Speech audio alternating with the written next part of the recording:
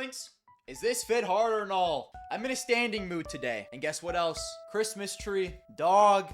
And as I'm recording this, it is a Monday. We have 4 more days until major games start. And I'm fucking itching to just yap and speak about it. I can't help myself. And I'm gonna release a video talking about the entire season, but I just want to talk about this tournament specifically, okay? An idea that I will just simply steal from a larger sports YouTuber. It's also been done by a smaller Counter-Strike YouTuber. Sorry, buddy.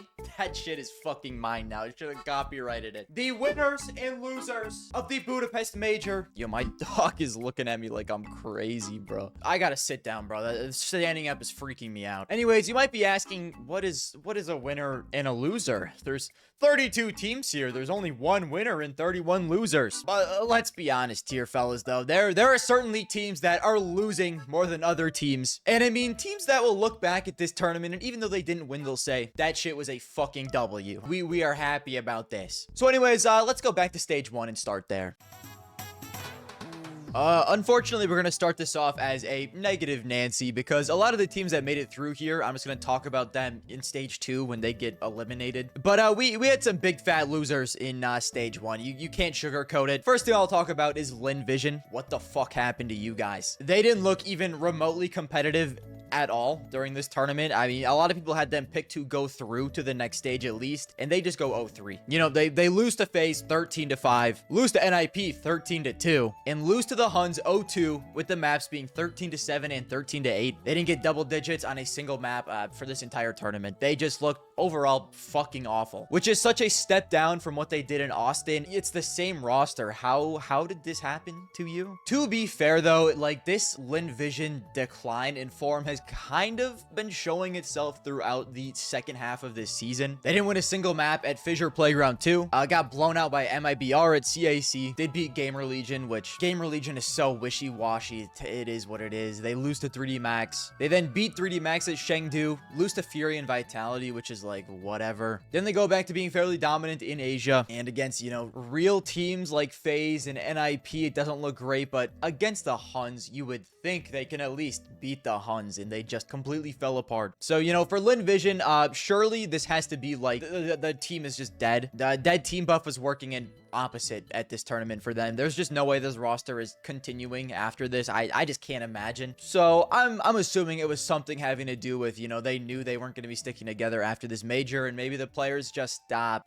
I don't know, bro. Maybe they're just mentally cooked. Wormlings, oh boy, do I have some news for you. Looking to upgrade your current inventory with instant trades, lower prices than Steam, all with a giant selection of over 1 million skins to choose from? Check out today's sponsor, CS Money. Along with their instant trade feature, if you just want to buy some new skins straight up, there are various deposit methods such as card, PayPal, and crypto. Looking to get out of the skins game completely? Don't worry, CS Money also offers an instant selling feature. Recently, they even increased the prices on user skins, meaning as of today, you can sell your skins at a better price and receive even more cash. With this cash, you can instantly turn around and buy more skins or cash this balance out to your bank. You can check them out today by clicking the link in the description. Thank you to CS Money for sponsoring, and back to the video. Next is, these guys are semi-losers, okay? It's kind of a weird situation. It's gotta be Gamer Legion, and I think Gamer Legion is more out in the open that they're probably a dead team than I guess Lynn Vision, because it is rumored that 100 Thieves is going to buy out their core. And well, if that was the case, once again, it's just kind of a dead team and working in opposite mode for this. They didn't get the buff, they got the dead team debuff. PR decided to show up to work for this tournament, and everyone said, I don't give a shit, okay? We're gone, the team's dead after this, we do not care. Towson went from being literally like their best player over the past few months to returning back into a caveman. He was not great. Whole team just kind of looked very mad. Like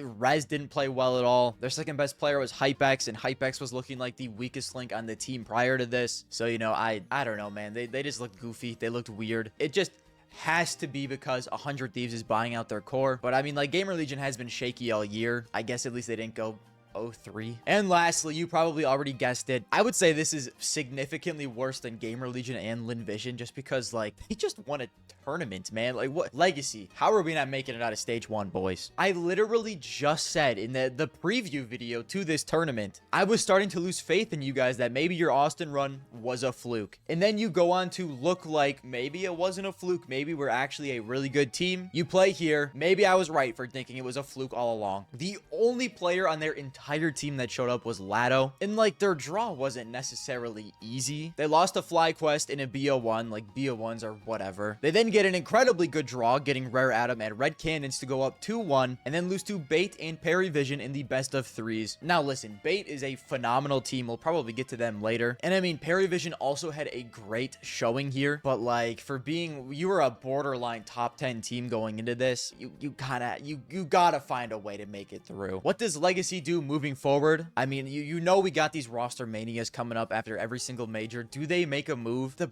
best move I could possibly see for this team is upgrading Sadzin. Like I said in the roster moves video, plus try minus Sadzin would be a actual generational move. I just don't know if I got the bread to make it happen. You know, Imperial's gonna ask for $8 quadrillion to make that roster move, but on paper, in a magical universe, that shit is a phenomenal slam dunk. Other than that, like, they could potentially scapegoat Nissim, but I think he's fine in anchor and support roles. Dumao kind of has been playing not as well as we're used to seeing him play. So, I mean, like, I don't know. Maybe they replace some of these players, but I feel like they're probably gonna stick together and maybe just upgrade the AWP position. But yeah, overall disappointing run from you fellas.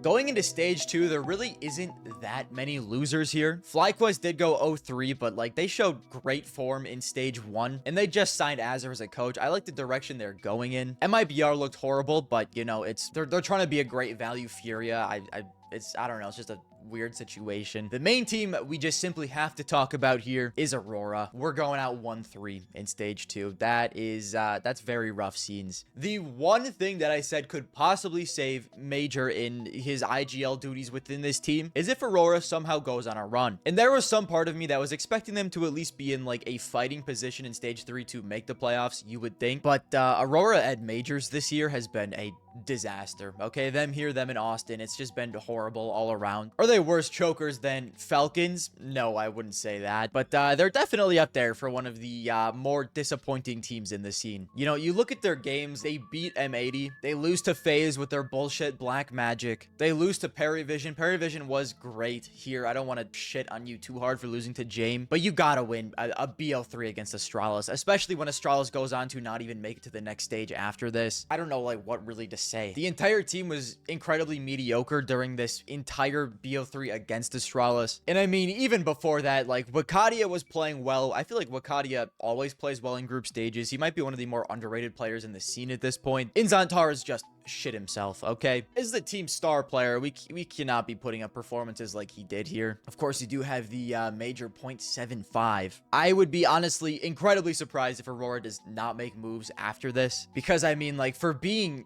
consistently a top 10 team all year to then stink it up at both of the majors of the year, I feel like that just cannot possibly slide, can it? I'm gonna add Astralis in here as one of the big losers, but not necessarily because of their major performance. I think Astralis is kind of stuck in just this evil zone of mediocrity probably for quite a while with just the team they have. And along with this, I feel like there's not really a lot of insane up-and-coming young Danish talent that can really save them. There are some very good players, like I've talked about the core of Ecstatic. I really do actually like the players on that team, especially Sierra and Nut, but for the most part, I don't think it is necessarily enough to like fix this organization and fix this team. Bringing in Huxi was like fine, and they've been fine since he joined here, but like he hasn't really saved them and made them super competitive. The main reason I'm adding Astralis in as a loser is simply because I think one of the big things that could have helped bring them into more relevancy is Glaive as their coach. And I actually thought like Glaive was gonna come in and try and save Astralis. It just like made so much sense on paper. And I know he's never been a coach before. He didn't have a great stint on Ents. I still believe in a 4-time major winning IGL to be, you know, at least half decent as a coach. You know, call me crazy. And we've seen what like elite level coaches can do to teams. Look at Blade with Navi. I know G2 missed out on playoffs here, but like look at Saw. I feel like, you know, having a great coach is an incredibly underrated aspect of the game. And, you know, Glaive could have maybe came in here and made them a little bit better tactically, might have helped them with their mental a little bit, but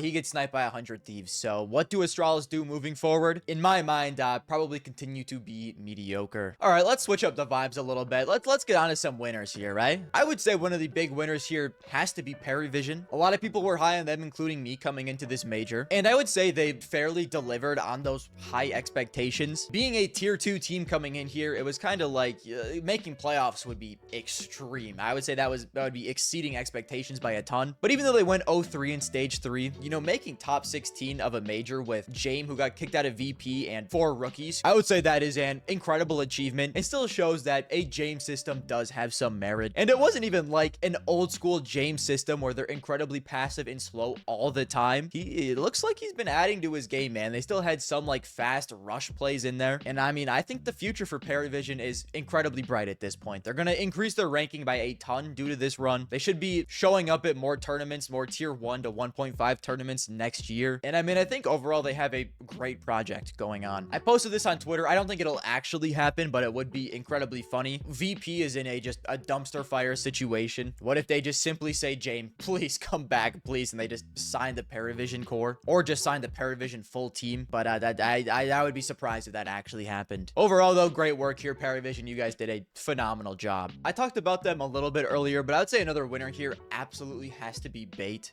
I think everyone knew Bait was a good team going into this, but I think Bait also proved that at this point, they're a great team in this scene. I mean, they should be competing at tier 1 tournaments this next year. They were one best of 3 series away from making the playoffs. And I mean, I just looked at the rankings right now. They're ranked as the 12th best team in the world in VRS rankings. This has skyrocketed the fuck out of them. They are literally going to be competing at tier 1 tournaments this next year. I think like one of the best things is Bait showed they can hang with a lot of these top tier teams. They beat Falcons, lose to Mouse and Vitality, beat Pain, and then lose to NAVI. I think overall Bait had a very good showing here. And the average age of the players on this team is 21. They're still a very, very young team. I feel like they can improve going forward. And this is also very shortly after giving the IGL role to Alex. He's still very, very new to this, and the team looked very good. NPL wasn't as insane as he normally is over, I guess, the past year at this point. He posted a 1.05 through all of these games, which, you know, isn't horrible by any means. But I would say probably the best part of all of this is Ken Sizzly is might just be a demon. He looked insane throughout a majority of this tournament. He was their highest rated player with a 1.12. And if he is able to frag along with NPL, Headtrick kind of starts to regain his form. This Bait team can be incredibly dangerous, even on the tier 1 level. So I think there's a lot of positives to take away from this. And I mean, this next season for Bait is going to be huge. Props to you guys. You look great. Now to go back to some of the negatives again. There was a couple teams I almost included. You could certainly say Passion UA was a winner here. You could say G2 was a loser here as well, but you know, they went 2-3 and barely missed playoffs. I did think they were going to make it. They should have probably won that series against Mongolz with a stand-in, you would think, but maybe this Mongolz team is a little more cracked than everyone thought. So I don't really know how to feel about them overall. But I would say one of the bigger losers is Team Liquid, of course, because in stage 3, they went from going 0-3 at Austin to going 0-3 at Budapest. There was an interview that came out with Shui. You know, he said this season was hard with the mouse stuff. He had to relearn a bunch of stuff, and I get that. But at this point, Liquid might be the worst situation in Counter-Strike. It looks like they're not improving at all under him. I understand Flashy is, you know, a new coach, but it's just, it's a mess. And I really don't know overall what you do if you're Team Liquid. You're just really not competitive at all on the tier 1 level. You know, I have floated the idea of plus Stanislaw plus JBA with the wildcard collapse in the hopes that maybe that would work, but I feel like that's just more NA bias than anything. Just me wanting them to be an NA overall team again. Maybe it would work, maybe it wouldn't. I don't know. It's just Liquid's in a weird spot, man, and I think there's really is nothing overly positive to take away from this showing. Now, I'm just going to be talking about winners now at this point, and it includes a lot of the teams in the playoffs, of course. A lot of these teams were expected to make it here. Spirit, Furia, Vitality, Mouse, and Falcons were pretty much like the main 5 you expected to be here. But I'm also going to include Falcons as a winner, and I'm going to keep this short. Even if Falcons went 0-3, it's their best major result of all time. Falcons making it into the playoffs. Listen, you guys didn't choke, okay? I would say that in itself is a win for this team and this organization. Even if they lose in the quarters, at least you finally, after the jillions, billions, quadrillions of dollars, made the playoffs of a major. I mean, wow. Good work, guys. The expectations for you shouldn't be this low, but I mean, from what we've seen, it's fair to call them a slight winner for at least making it this far. The next winner is the Mongolz, because Blitz and Mara might just be the most goated IGL coach duo in the game. Your best player, who just had a monster tournament at Austin, benches himself due to burnout issues, and here you are with a 28-year-old rookie who no one really believed in, I feel like, besides diehard Mongolz fans, and you go 3-1, and you actually look very fucking good. I don't think you go out necessarily on a run to the finals here like Austin, but I think just making the playoffs with the situation that you're in is still a generational performance. And well, somehow you got this 28-year-old rookie stand-in putting in fucking work. I mean, I don't know if it's necessarily that he was this gem. He has played in a major before and he looked meh, or if it's just simply that the system on Mongolz is so fucking good because of Blitz and Mara that you are able to slot in a 28-year-old rookie stand-in, and he is able to perform at the level that he is. It is genuinely insane. This core in this team, this system, I don't think they're gonna go away for a very long time, even if they struggle to find a permanent fifth after this major. And at this point, controllers might just stay for good. I don't really know what's gonna happen. Overall, though, Mongolz, you guys are phenomenal. I can't believe you still look this good with a stand-in. The next team I'm gonna glaze is NAVI, and I don't think making the playoffs for NAVI is like this generationally crazy achievement, but I do think it is still a win that they are proving to the community and to themselves that they're still a very good, one of the better teams in the world. The Alexi Blade system still has merit. It still is goated, even though they've had a rocky year. And I mean, it would kind of feel weird at a major without NAVI in the playoffs. I feel like they're consistently there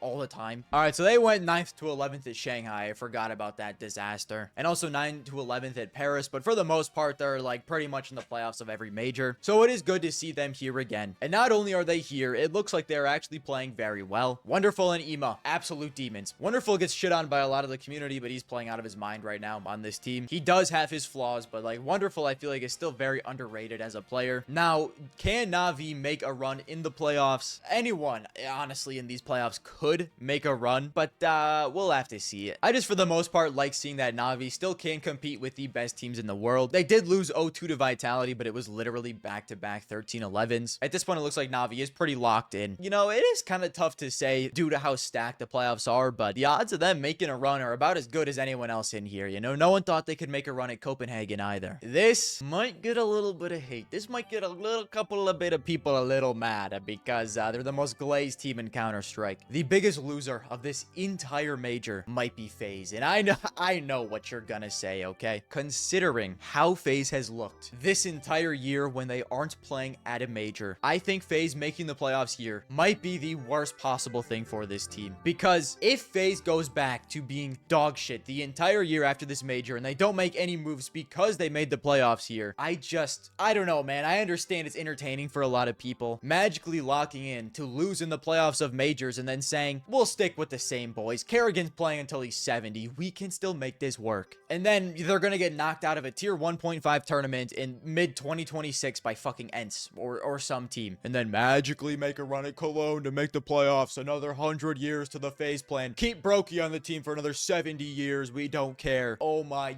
god, bro. Maybe I'm just a hater. Maybe I'm evil. I don't know. I just feel like the best possible thing that could have happened for Faze is them to get blown the fuck out by Red Candace, because then they would have been like, all right, this shit isn't working. We gotta rebuild the team. And now, I mean, I don't know if they do. And I just don't think this Faze team is good enough to be consistently good at tier 1 events anymore. I don't know, man. I don't know. I think because of this, they're gonna run it back with the same team. But hey, man, who's to say? Anyways, let's see if I can shove this out into the world before the playoffs start. I'm sure I'll be able to. And man, these playoffs are fucking stacked, okay? I'm excited to see what happens. At this point, it looks like Furious major to lose. They just look incredibly dominant. Spirit has also looked good. Spirit, I feel like, always looks pretty good at majors. Can they win 2v8ing in a lot of these games? It is Donk and Shiro, so potentially, but hey, we'll have to see. Anyways, guys, if you agreed with the winners and losers, comment Garmour, I love you. I will